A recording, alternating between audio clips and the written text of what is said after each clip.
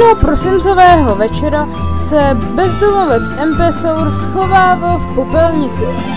Šaman Jamshou do této popelnice vyhodil 3.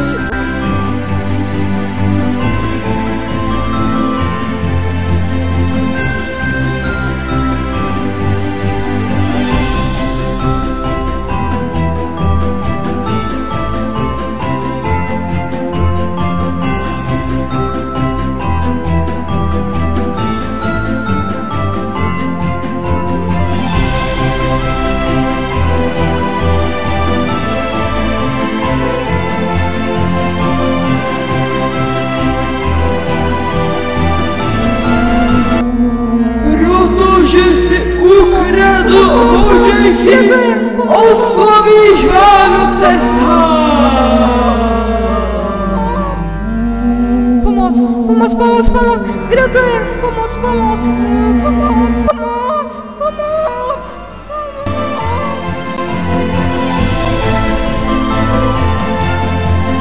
Ty jsi mě nerozuměl!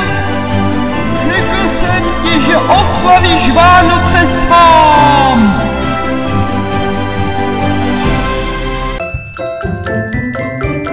Ale já nechci oslavit Vánoce sám. Prosím vás.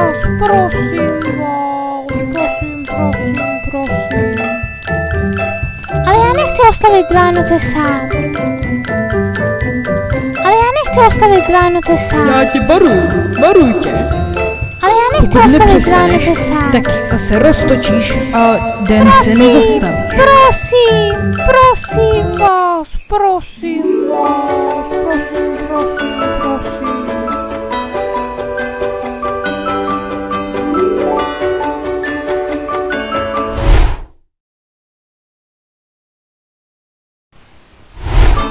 Pokud nechceš slavit Vánoce sám, splň 3 úkoly. Tvůj první úkol je přivést někoho, kdo s tebou oslaví Vánoce. Empesaur hledal, ale nikoho nenašel. Kdyby si nechtěl slavit Vánoce.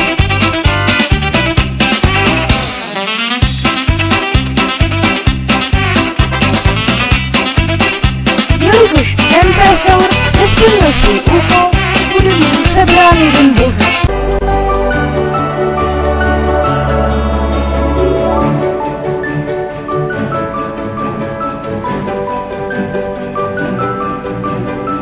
Tvůj druhý úkol je udělat někoho šťastným.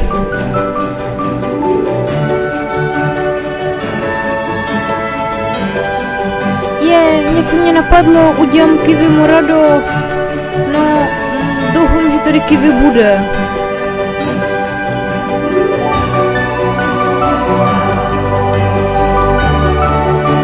Hej Kiwi, mám pro tebe tady dáreček.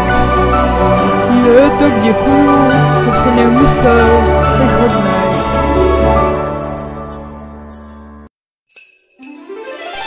Tvůj třetí úkol je nakoupit vánoční dárky a dát je pod stromeček.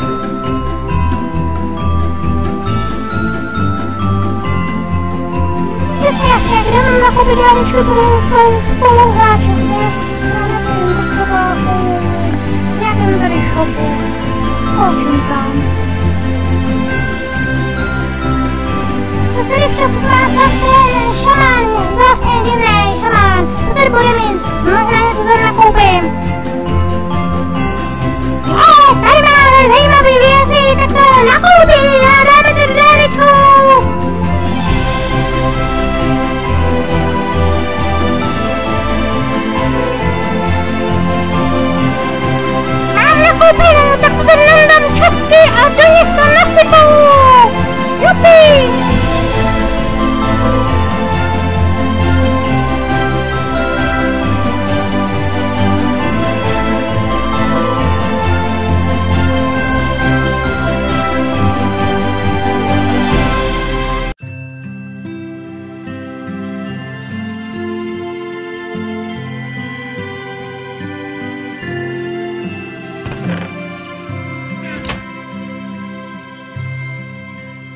Jelikož jsi splnil 2 úkoly a jenom 1 úkol ti zbývá, tak tvůj 3.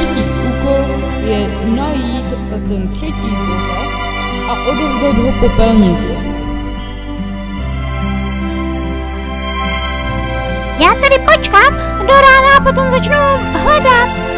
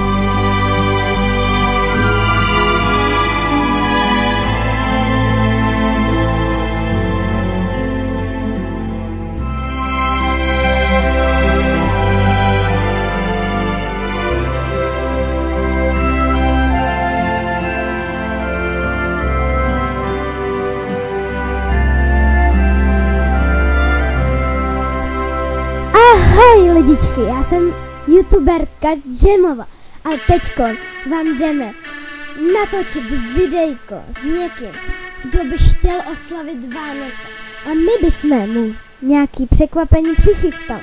No tak jdeme nějakého člověka sehnat. No takže jsme našli nějakého člověka, který s námi bude chtít slavit Vánoce. Pak mu najdeme nějaký dárek, no samozřejmě, ale už jsme ho našli. Takže jdeme oslavovat, protože začínají Vánoce!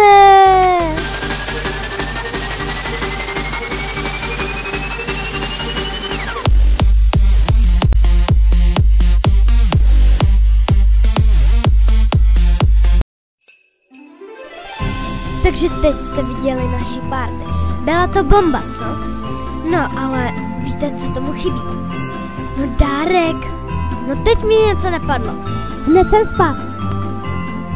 Takže už mám dárek, no ale když jsem šla jako cestou sem, tak nějaký šaman mě zastavil, že mi dal 3 ořechy, abych je dala tomu, za kým jdu. Cože? Ale udělám to.